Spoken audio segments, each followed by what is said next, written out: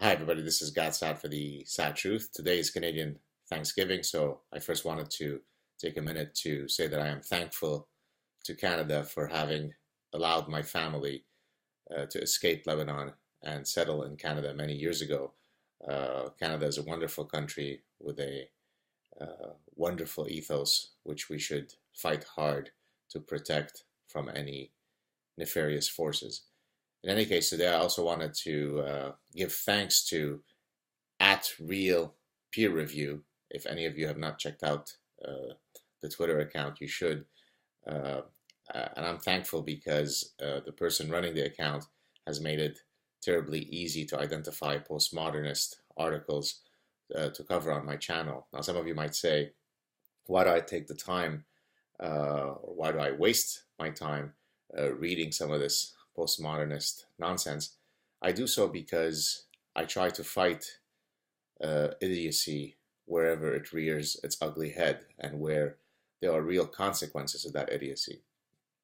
To the extent that academics are in the business of pursuing truth, adding to the pantheon of human knowledge, then I support such endeavors. Regrettably, it is very difficult to argue that much of postmodernist, quote, thinking achieves such a goal, and therefore I attack it. I attack it for being anti-science. I attack it for being anti-reason.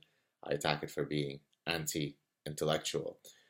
So in that quest to hopefully eradicate postmodernism from the halls of academia, I shall today read another one of these laudable, profound postmodernist articles by an academic. So some people study physics, mathematics, neurobiology, and others write gibberish like this. Here we go. So this one is titled Diaries, Dicks, and Desire, How the Leaky Traveler Troubles Dominant Discourse in the Eroticized Caribbean. It is published in the Journal of Tourism and Cultural Change, 2012. Here we go. Let's read the abstract. And again, I will try my best to do so with a straight face. This article employs, quote, unconventional linguistic self-designation in an attempt to move beyond the abstract signifying logics commonly used to theorize first world slash third world sex tourism in a language of knowledge, power, and resistance. I look specifically at the sexual liaison between Western tourists, including myself, and men from the Dominican Republic.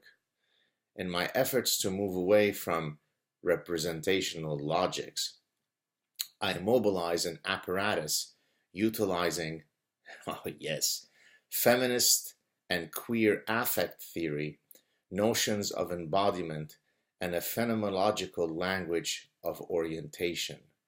I analyze the journal accounts of my own erotic encounters with Dominican men to stimulate, oh, there was stimulation, a certain type of layered thinking capable of accessing affective dispositions and challenging the notion of an oriented, stable, composed subject.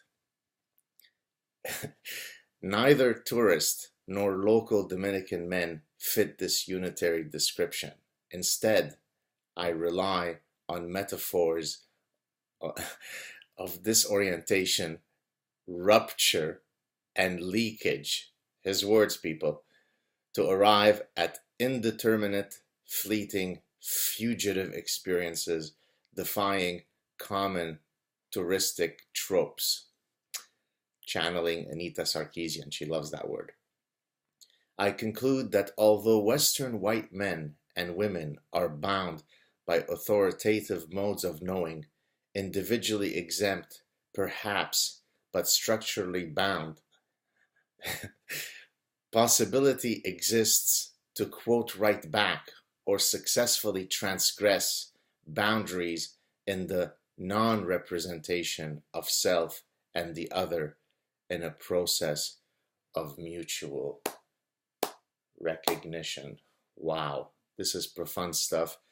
Clearly, if anybody is watching this and you didn't understand it, it's not because this is random, fake gibberish. It's because you're too stupid to understand the profundity of postmodernism. Happy Canadian Thanksgiving, folks. Talk to you soon. Ciao.